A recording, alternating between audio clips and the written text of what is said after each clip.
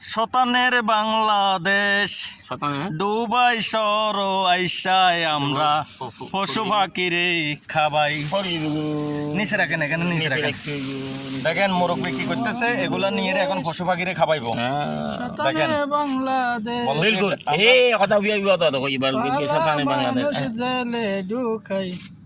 আপনারা ও সাত খানি আমার আসিনে তো দুটো করবো না, আসিনে দেখ আসিনে না দুটো খান আপনি তুমি দুটো তখন না।